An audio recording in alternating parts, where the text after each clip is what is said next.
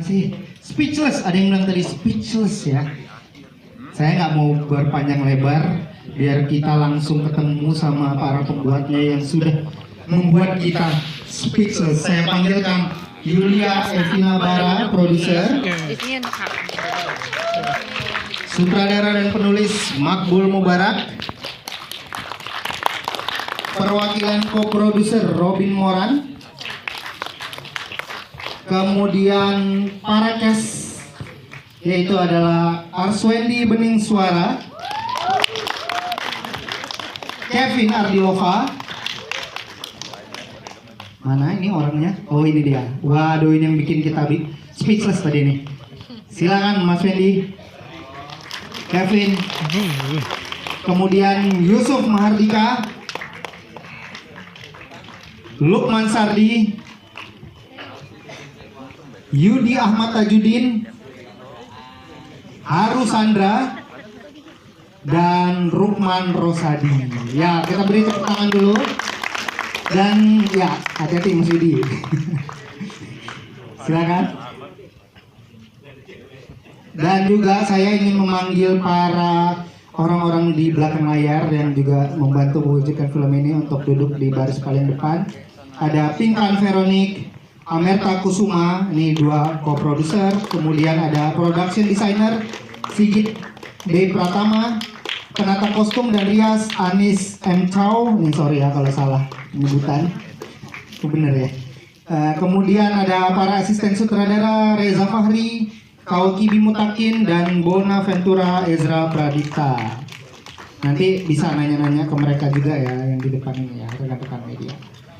Saya langsung saja ke Bu Produser. Ini setelah melanglang buana ke 29 festival dan mendapatkan 18 penghargaan termasuk skenario asli terbaik ya di FFI. Kemudian udah melakukan special screening juga ke beberapa kota, ada berapa? 8 kota. Akhirnya pulang dan bakal tayang reguler tanggal 19 Januari. Ini setelah melalui itu semua, apakah lebih percaya diri ketemu publik Indonesia atau lebih deg-degan? Makasih Ivan. Terima kasih sekali lagi teman-teman udah bertahan nonton. Deg-degan sih gitu. Tentu lebih percaya diri juga karena ini adalah pasca pandemi, ketika industri kita juga sudah mulai berkembang lagi, sudah mulai kembali lagi. Penonton di Indonesia juga di bioskop sangat antusias gitu. Jadi ini campur antara deg-degan iya, percaya diri juga harus. Ya, gitu sih perasaannya, campur aduk. Campur aduk ya. Gak apa-apa, itu biasanya pertanda baik. Semoga ya. Ke Makbul. Ini bukan hanya menuju ke penayangan publik di Indonesia yang menghabiskan waktu panjang, berjalan hampir 4 bulan ya. Kemudian tapi juga nulis dan bikinnya juga panjang gitu ya. Melihat reaksi yang masuk dari festival, kemudian special screening juga gitu ya. Gimana? Ada nggak reaksi yang berkesan atau malah di luar dugaan bagi Makbul untuk film ini? Teman-teman, terima kasih sudah tidak walk out. Saya Makbul, sutradaranya yang nulis juga. Sebenarnya banyak reaksi yang melebihi ekspektasi sih. Okay. Waktu pertama kali nulis yang saya bayangkan ya adalah penonton Indonesia ya tentu saja gitu.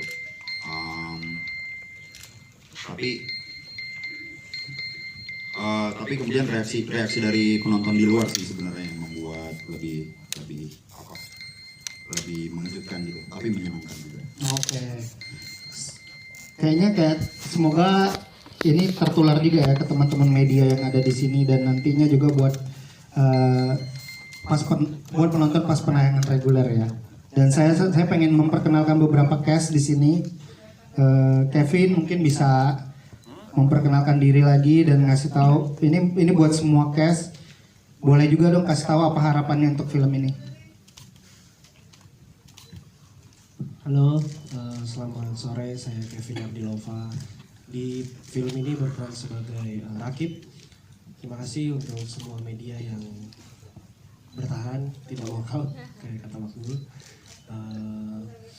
Perjalanan filmnya udah panjang. Semoga teman-teman media suka sama filmnya dan semoga filmnya bisa diterima sama banyak orang. Aja. Bang Mendy mungkin? Terima kasih teman-teman wartawan sudah hadir di sini. Harapan saya setelah film ini berkomunikasi dengan beberapa orang di beberapa negara, harapannya tentu juga akan bisa berkomunikasi dengan baik dengan bangsanya sendiri, di negaranya sendiri, dan tentu saja harapannya akan dijembatani oleh teman-teman media agar semuanya bisa melihat film ini dengan itu saja harapan saya, dan saya sangat bersyukur pada menjadi bagian dari film ini. Terima kasih. Terima kasih. Mungkin ke Mas Robin sebagai salah satu co-producer. Selamat siang, sore. Mungkin dari saya ya untuk ya perjalanan saya sama EP dan Mas Aam, ini perjalanan yang sangat panjang, tapi ya dari awal ide sampai sekarang entusiasme kita tidak redup, dan mudah-mudahan masyarakat akan merasa antusiasme kita di film ini. Mas Yudi. Ya, terima kasih juga. Saya kira ini film bukan hanya film bagus tapi juga penting. Artinya saya berharap film ini bisa menemui penonton yang banyak ya di Indonesia. Penting secara teknis maupun juga secara isi. Ya, saya senang bisa diajak ikut, dan ya semoga ini bisa rame lah penontonnya ya. Amin. Mas Lukman. Halo, selamat sore teman-teman semua. Terima kasih sudah ada di sini untuk menyaksikan sebuah film yang berjudul Autobiografi. Pastinya senang bisa jadi bagian dari film ini.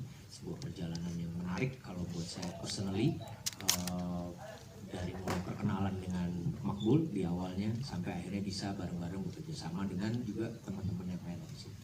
Ya itu tadi harapannya tentu sama sama yang lain. Film ini bukan hanya sekedar ya penting, tapi juga bisa ditonton banyak orang dan bisa menginspirasi kita semua, dan tentunya berharap industri film Indonesia akan semakin lebih maju lagi. Oke. Ucup. Ya, halo, selamat sore semuanya. Sebelumnya mau mengucapkan terima kasih sudah datang dan menonton film Autobiografi. Ya, perkenalkan saya Yusuf Mardika, dan harapannya sih buat film ini bisa banyak bertemu dengan penontonnya. Yang kayak dibilang Mas Yudi, ini film penting gitu, dan harus banyak ketemu dengan penonton Indonesia. Dan ya buat saya personal, saya sangat senang dan bangga gitu bisa menjadi bagian dari film Autobiografi. Haru, silakan. Selamat sore teman-teman, saya Haru Sandra. Saya di sini sebagai Andri. Harapan saya untuk film autobiografi ini proses yang sangat panjang dan menyenangkan buat saya. Harapannya kalau bisa seluruh Indonesia nonton film ini deh. Itu aja, terima kasih. Ini butuh bantuan rekan-rekan media untuk mengabarkan ke seluruh Indonesia. Saya nggak mau berpanjang lebar, terima kasih Haru. Teman-teman media boleh bertanya, silakan. Pasti punya banyak penasaran. Ada. Ada yang bisa ngasih mic? Untuk film baik harus nomor 1. Saya kasih mic, sorry.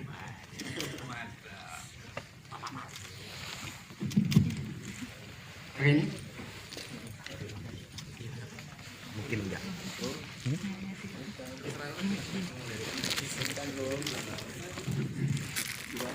Saya Arul, demi film Indonesia, medianya Kabar Indo.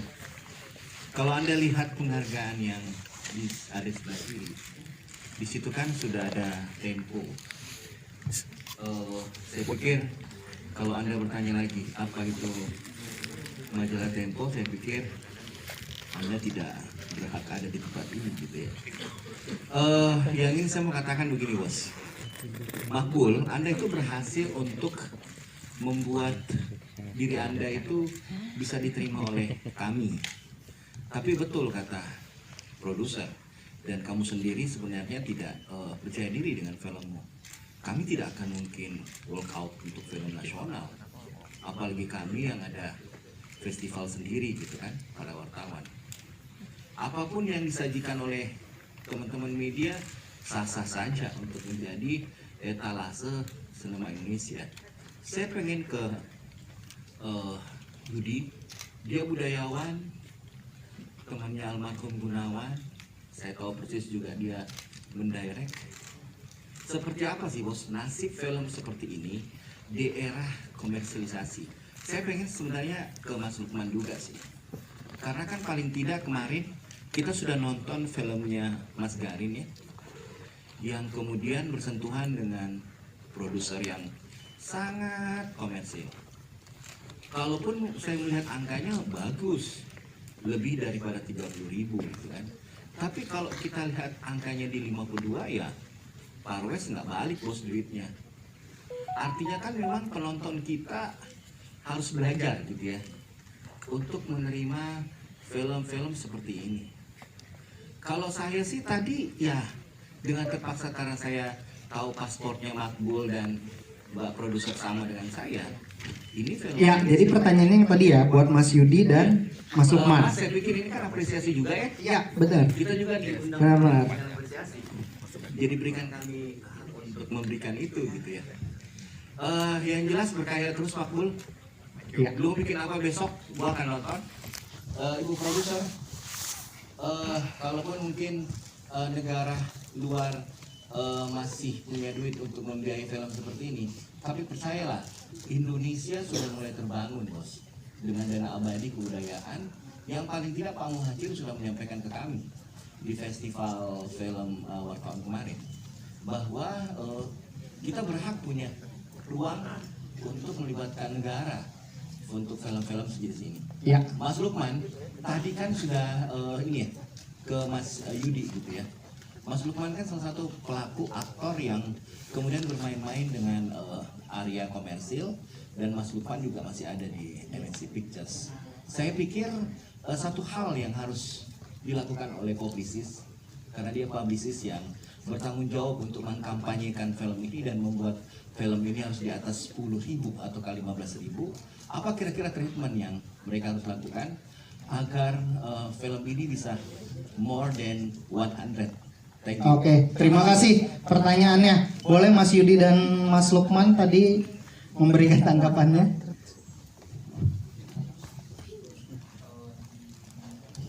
Ya, saya bukan budayawan, saya cuma seniman.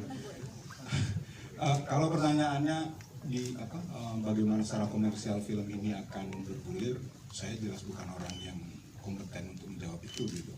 Tapi sebagai penonton, artinya ketika saya nonton film ini, saya merasa film ini juga menghibur ya. Film ini sebagai satu medium hiburan dia cukup kuat gitu. Jadi sebagai thriller dia suspense-nya dijaga misalnya. Saya yakin kemudian kalau penonton melihat itu dan kemudian menyampaikannya ke yang lain, mungkin akan sukses besar gitu film ini. Saya kira demikian. Pertanyaannya susah juga. Masih ingat nggak tadi? Bukan publisis.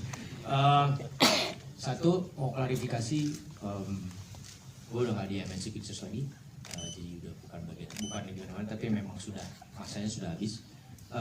Kedua, kalau tadi Arul bilang bagaimana bicara publisis atau gimana supaya naik, ini bukan ranahnya kita juga gitu. Kita sebagai aktor berupaya untuk memberikan yang terbaik dimanapun kita berada gitu ya. Dan kita selalu yakin bahwa sebuah film itu pasti punya tempat, terutama buat penonton Indonesia. Nah, ujung-ujungnya adalah tanggung jawab siapa? Tanggung jawab kita bersama, termasuk teman-teman media, filmmaker yang ada, supaya gimana caranya film-film itu bisa yang tadi aku bilang, bisa 10.000, 15.000. Ini kolektif, kerja kolektif, nggak bisa cuma kerjanya filmmaker, cuma kerjanya publicist, tapi kita semua bersama, termasuk penonton film Indonesia. Kalau masalah, oh ini film ada kayak gini, mau film kayak gini, it's about selera. Kita nggak bisa mengatur selera orang, dan balik lagi, ya udah kita memberikan karya yang terbaik, kita kasih ke penontonnya. Ada penonton yang bisa terima, ada penonton yang nggak bisa terima. Tentu tetap saja harapannya, karena kita membuat film, Makbul pasti buat film bukan hanya untuk bersenang-senang sendiri, dia juga ingin punya sarana untuk menghibur masyarakat, itu pasti. tinggal bagaimana genrenya dan apa balik lagi ke saya. Jadi sekali lagi kalau gue tekanin ini kita kerja bareng-bareng semua. Itu aja sih. Terima kasih Mas Umar. Mbak Ebe mungkin mau menambahkan sesuatu tadi, ada yang ingin ditambahkan? Ya cuman mau cerita-cerita aja sih bahwa film autobiografi ini memang kami mulai develop itu tahun 2017 gitu. Memang sejak awal kita mau mencoba gitu untuk koproduksi internasional. Karena apa? Karena yang pertama tentu soal skema financing yang kita bisa lakukan dengan kita submit ke berbagai funding, lalu kemudian kita berkompetisi dengan project-project dari seluruh dunia, dan kemudian akhirnya kita mendapatkan gitu. Tentu saja ada soal itu. Tapi yang kedua adalah alasan yang sangat penting juga gitu, adalah juga distribusi penonton gitu. Maksudnya distribusi film ini untuk ke penonton yang tidak hanya penonton Indonesia saja gitu, tapi juga penonton di luar Indonesia. Biasanya film luar masuk ke sini gitu, ke Indonesia. Justru sekarang kita ingin mencoba film Indonesia kita bawa juga keluar, dan kemudian kita bawa lagi ke Indonesia gitu. Terus yang lain adalah juga soal kolaborasi gitu. Kolaborasi adalah sesuatu hal yang sangat menyenangkan dan akhirnya memberi pengaruh kepada karya itu sendiri gitu ya. Film ini berkolaborasi dengan tidak hanya filmmaker ataupun seniman dari Indonesia saja gitu. Kita kerja bersama gitu, tidak ada batas-batas karena ternyata memungkinkan gitu di era yang semakin maju gitu, ada pandemi mengajarkan kita bahwa ya udah, kolaborasi adalah sesuatu hal yang sebenarnya akan memungkinkan menghasilkan sesuatu yang juga kalau saya dan Makbul dulu awalnya nggak juga menyangka memungkinkan seperti itu gitu loh, dengan niat yang sangat sederhana mau bikin film gitu, tapi kemudian kita bisa mengeksekusinya bersama-sama gitu. Oke, terima kasih. Oke, Mbak yang merah itu silakan, mana ngasih mic? Oh ya, ada 5 kaos buat 5 media yang nanya. Iya, itu. Jadi langsung semua berburu. Kaosnya sih keren emang. Silakan. Baik, selamat sore. Perkenalkan saya Kintan dari indonesiasenang.com. Saya ingin bertanya kepada penulis ya Pak ya, dan juga sutradara. Saya penasaran di sini untuk film autobiografi. Ini kita lihat sendiri ini membawa salah satu instansi gitu ya. Penasaran apa sih yang membuat salah satu instansi inilah yang dibawa dalam film ini seperti itu. Dan pesan apa sih sebenarnya yang ingin disampaikan melalui film autobiografi ini? Lalu untuk untuk pertanyaan Mas Lukman Sardinya juga gitu ya. Mas Lukman Sardi di sini tidak cukup banyak muncul ya untuk di scene gitu. Ingin tahu sebenarnya peran dari Mas Lukman ini di sini ini sebenarnya sebagai apa dan kedudukannya bagaimana untuk urgensi di cerita dari film ini. Itu dulu sih sementara. Terima kasih. Siap. Ini mungkin Makbul ya. Ya, makasih Mbak. Jadi sebetulnya instansi terkait instansi sebenarnya tujuannya bukan soal instansi itu sendiri sebenarnya, tapi soal isme, soal paham yang menjadi landasan dari instansi itu dan bagaimana isme itu mempengaruhi sejarah besar ya di Indonesia gitu, mengenai satu rezim yang 30 tahun kemudian mengatur kehidupan kita, dan di rezim itu saya lahir. Jadi film ini sebenarnya sangat personal buat saya gitu. Nah jadi sebenarnya filmnya bukan soal instansi itu, tapi soal paham besar yang kemudian mengatur sebuah masyarakat di mana saya lahir, dan film ini terinspirasi dari pengalaman dan juga ketakutan masa kecil saya sebenarnya. Jadi ya itu sih sebetulnya ininya, tujuan akhirnya. Lalu untuk Mas Lukman silakan Mas. Sebenarnya itu bisa dijawab juga. Iya, aku coba jawab. Buat aku pribadi film ini sesuatu yang penting buat personally. Pada saat aku baca sebuah cerita film itu aku baca keseluruhan, bukan ngomongin tentang berapa banyak karakter yang muncul Tapi bagaimana keseluruhan cerita film menjadi sangat kuat dan buat aku menjadi sangat punya apa ya, ada yang aku bisa explore. Untuk karakter Suwito sendiri kan mungkin kalau Mbak lihatnya sedikit, tapi buat aku pribadi bukan masalah sedikit atau banyaknya, tapi karakter Suwito ini kalau kita lihat di sini kan ada, kalau kita lihat contoh ada Agus Ucup gitu, seseorang yang tahu bahwa ini tidak benar, dia melakukan tindakan.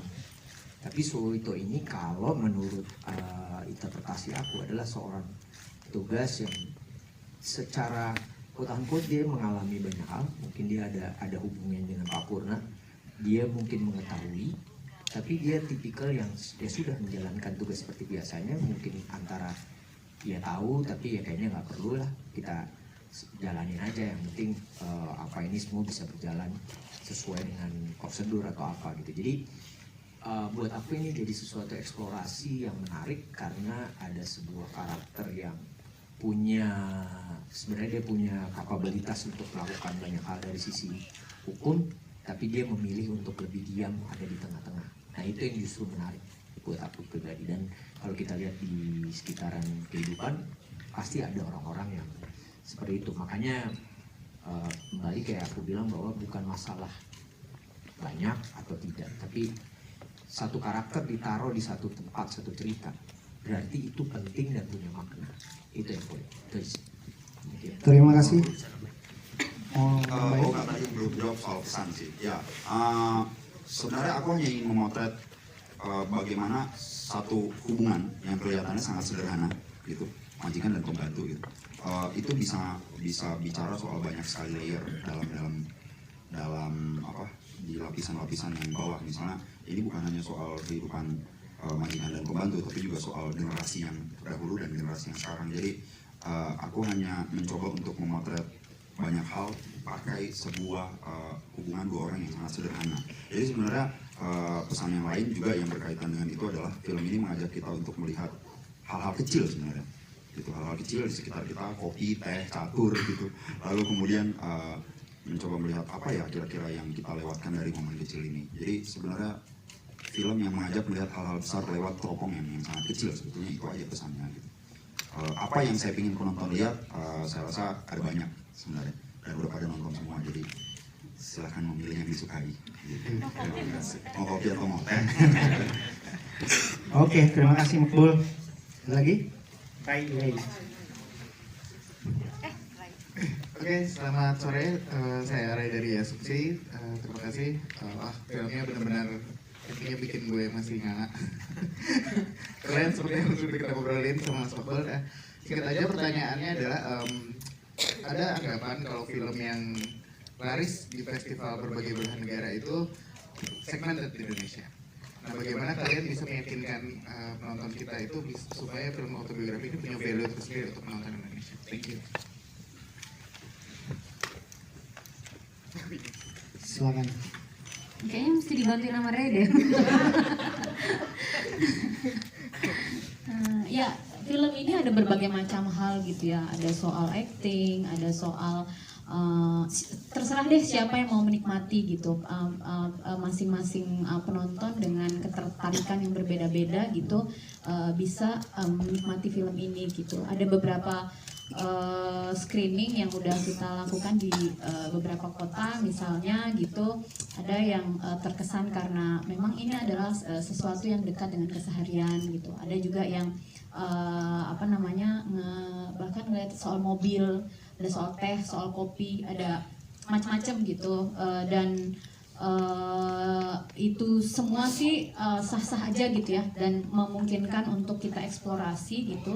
Saya rasa dengan pasca pandemi industri kita juga makin berkembang, film Indonesia juga semakin banyak gitu, dan sangat berkualitas semuanya. Saya rasa kita perlu juga genre yang bervariasi gitu. Ini adalah sebuah film suspense thriller gitu. Biasanya kita sering nonton film suspense dari luar gitu. Mungkin memang genre suspense thriller di Indonesia juga belum banyak. Justru itu kita mau mengisi ruang itu gitu loh. Ini sesuatu yang bisa jadi katanya sih serem banget gitu, serem banget, tapi juga sesuatu yang tapi nggak ada hantunya yang seperti itu gitu. Jadi memang kesana gitu. Itu sih. Oke. Bantuin ya Re. Ya rame sebenarnya. Baiklah kalau begitu. Selanjutnya ada Jack.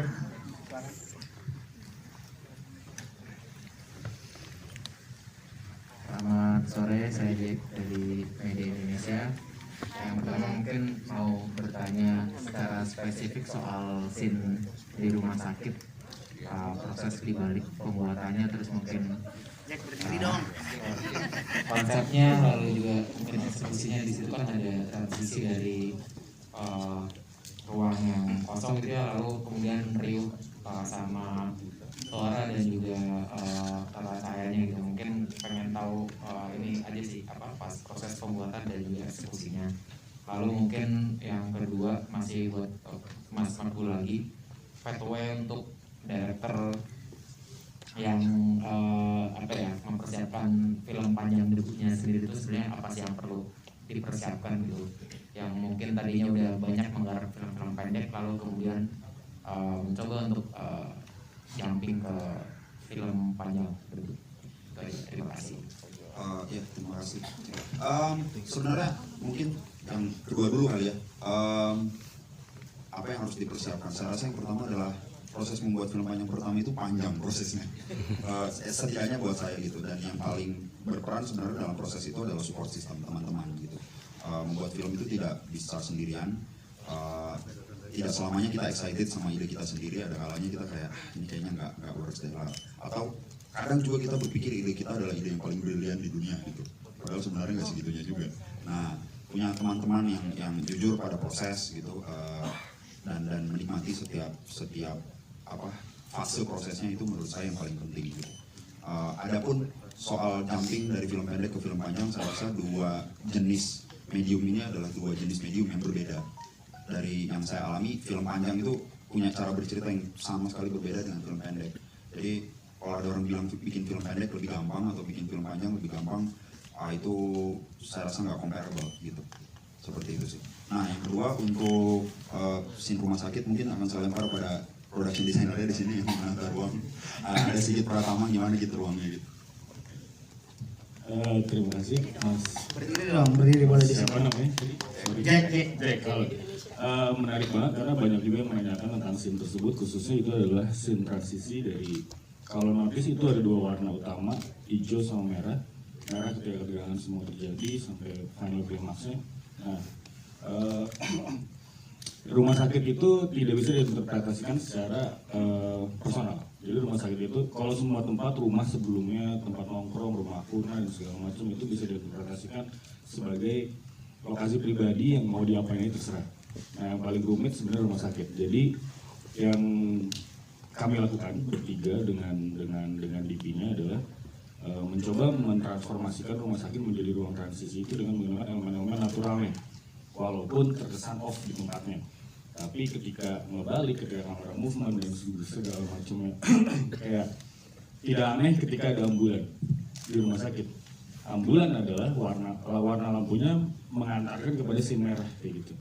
Jadi sebenarnya kalau di notice itu adalah satu-satunya ruang yang bukan merupakan interpretasi personal dari rumah-rumah pribadi yang sebelumnya dipakai, tapi juga tempat yang paling sempurna buat transisi cerita itu sendiri. Jadi kalau secara teknis gimana ya? Teknisnya itu mungkin mudah banget, yang namanya juga teknis, tapi mudah.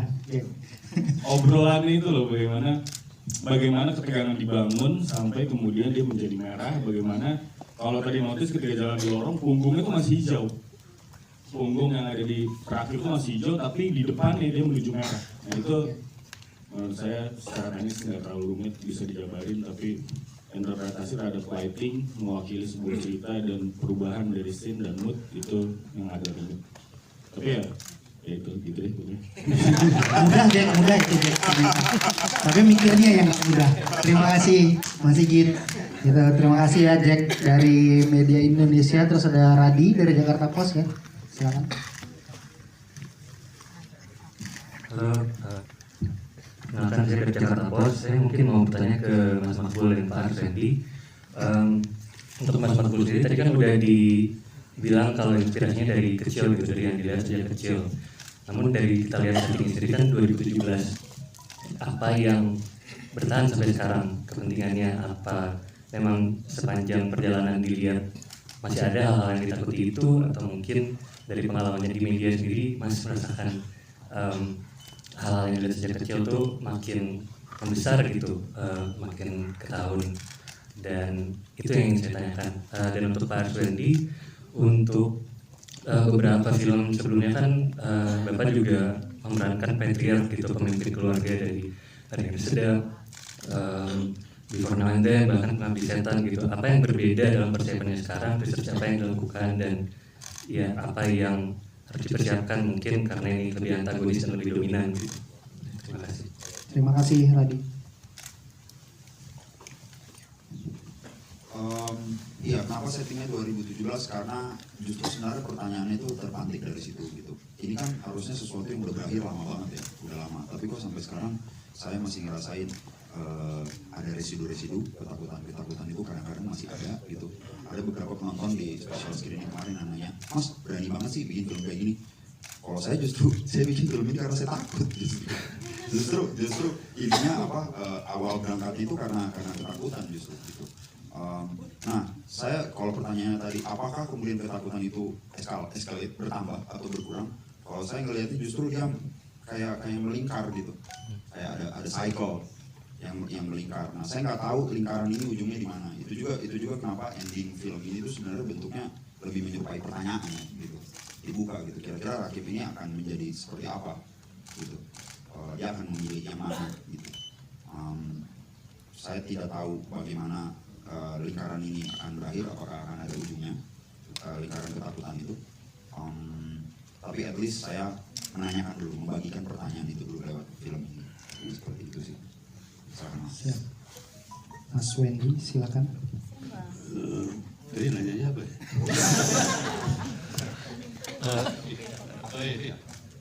Yang membedakan ya pertama ya karakternya pasti berbeda ya. Tapi untuk autobiografi sendiri, persiapan saya sebetulnya cukup banyak ya, berinteraksi dengan direktur, dengan Makbul penulis ya, terus juga dengan Rakib, dengan Kevin ya, karena kita semacam dapat keberuntungan lah di balik pandemi ini, karena kita banyak waktu ya, 2 tahun kita berproses ya, reading ini segala macam. Dan saya menemukan karakter ini juga bukan tidak berubah-ubah ya. Saya selalu setiap reading mendapatkan inspirasi lain, itu juga karena dari feedback dari sutradara dan lawan main. Kebetulan kita bertiga lebih intens waktu itu ya.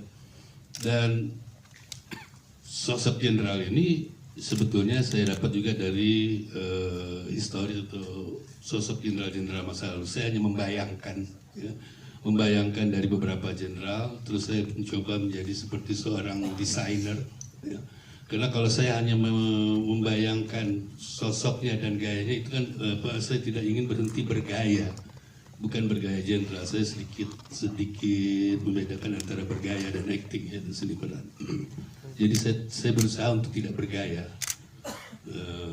meskipun kadang-kadang sulit dihindari ya dalam latihan. Nah, proses menemukan jenderal ini sebetulnya seperti proses, karena saya berlatar belakang teater ya, aktor-aktor teater kan selalu berproses dan nggak pernah berhenti. Di situ dia akan tumbuh terus, itu karakternya akan tumbuh terus, bahkan sampai di atas panggung pun, di depan penonton pun dia bisa berkembang terus-menerus seperti itu. Nah, kalau tadi sedikit keluar pertanyaan, kalau tadi bicara soal apa instansi, saya pikir film ini tidak seperti itu. Kalau saya melihat jenderal lebih kepada soal seseorang yang memegang kekuasaan, siapapun dia, ya. Apakah Pak RT, Pak RW segala macam. Jadi kalau saya lebih menekankan kepada bahayanya kekuasaan kalau dipegang atau digenggam oleh orang-orang yang tidak kompeten dan tidak punya spiritual atau moral yang baik, seperti itu. Kira-kira seperti itu aja. Dan kembali lagi tadi saya menemukan jenderal itu sebetulnya sampai syuting pun ya, masih dalam keraguan, tapi akhirnya saya menemukannya ketika saya berhadapan dengan DOP-nya, berhadapan dengan sutradaranya langsung, dan berhadapan dengan situasi dan tempatnya. Makanya saya selalu memegang dalam menemukan peran dalam berakting itu, saya selalu memegang falsafahnya Bali, Desa Kalapatra. Saya berpegang itu, saya belajar dari guru saya Putu Wijaya. Jadi Desa Kalapatra itu penting buat seorang aktor. Ada adaptasi di situ. Terima kasih. Terima kasih Bang Wendy, keren banget persiapannya dan gak heran menang Best Actor di Marrakesh International Film Festival ya. Dia anugerahi oleh Paulo Sorrentino jurinya kalau nggak salah ya, Makbul ya. Tuh ya, udah widely recognized ya, bukan Indonesia aja. Malah saya jadi penasaran juga, Kevin gimana persiapannya? Untuk dia malah Kevin mungkin bisa share juga yang membuahkan nominasi FFI ya buat film ini. Sama semua Wendy. Terus karena punya waktu, kami bikin film ini dikasih waktu yang cukup banyak. Untuk saya sendiri sama Om Mas Wendy bisa 2 tahun kurang lebih. Makbul nulisnya udah dari 2017 ya. Oke, jadi saya selalu bilang semuanya tentang waktu. Soal about time. Jadi melakukan persiapan-persiapan yang sepertinya nggak ada yang spesial, yang mungkin aktor lain lakukan juga. Riset, observasi, reading, pemahaman dengan Makbul sama aktor yang lain gitu aja sih.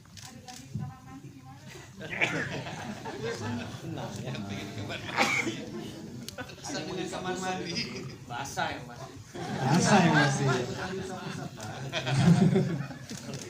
Takut nggak tahu itu buat saya masih ingat sampai sekarang rasanya persis sama yang dirasain Rakib, takutnya ya kayak gitu. Itu juga saya takut juga waktu itu dimandiin sama Om Wendy. Apalagi depan saya kamera, sampingnya Makbul gitu. Jadi ya gitu, takut sih. Kurang lebih rasanya sama semua kok, sama yang harusnya diterima sama Gokil. Gak heran nominasi FFI. Tepuk tangannya dulu buat Kevin. Aktor pilihan Tempo juga. Sebenarnya adegan itu ya ini ya, sebenarnya ingin bicara soal bagaimana kekuasaan itu begitu menakutkan ketika dia sudah sampai pada level tubuh ya gitu. Karena tubuh kan udah benteng kemanusiaan kita yang terakhir kan gitu. Udah sangat konkret gitu. Jadi sebenarnya adegan itu bicara soal itu, dan saya sebenarnya sebagai sutradara juga sangat takut untuk mengeksploitasi tubuh aktor saya sendiri. Jadi waktu kita syuting itu semua monitor kita matiin, cuman yang lihat itu cuman saya sama Dikinya, cuma 2 orang. Jadi ini yang di depan duduk ini gak ada yang tahu adegan itu tuh seperti apa. Kayaknya baru nonton pas filmnya udah jadi. Jadi yang lihat cuma saya, Dipi sama editor. Gitu. Ngomong Wendy tapi angle-nya beda deh. Gua punya pertanyaan terakhir karena ternyata kita udah harus usai. Terima kasih teman-teman semuanya. Tapi saya punya pertanyaan terakhir buat Makbul. Sebenarnya makna autobiografi itu apa sih buat lo? Dan kenapa sih judulnya, mungkin banyak yang belum tahu kenapa sih judulnya autobiografi? Di judulnya autobiografi karena saya sebenarnya tertarik mengeksplor hubungan Rakib dan Purna ini ya, yang seperti semacam bercermin gitu satu sama lain gitu. Ada generasi terdahulu yang berusaha menulis autobiografinya, berusaha mewariskan sesuatu gitu yang dia yakini kepada generasi muda. Sementara generasi muda ini juga banyak belajar dari generasi terdahulunya ini, sampai dia sadar suatu hari bahwa oh ternyata tidak semua pelajaran itu harus diterima mentah-mentah gitu. Jadi hubungan yang seperti bercermin ini, yang mirroring ini sebenarnya secara alegoris, secara metaforis menyerupai bagaimana sebuah autobiografi ditulis gitu. Orang bercermin dengan apa yang dia tulis. Nah itu kenapa sebenarnya judulnya autobiografi. Oke, teman-teman media, terima kasih semuanya. Jangan lupa beritakan filmnya mulai tayang reguler tanggal 19 Januari di Instagram kawan-kawan media, udah dikasih tahu juga bioskop-bioskop yang menayangkan, semoga terus bertambah. Pastinya dukungan teman media bakal sangat berpengaruh.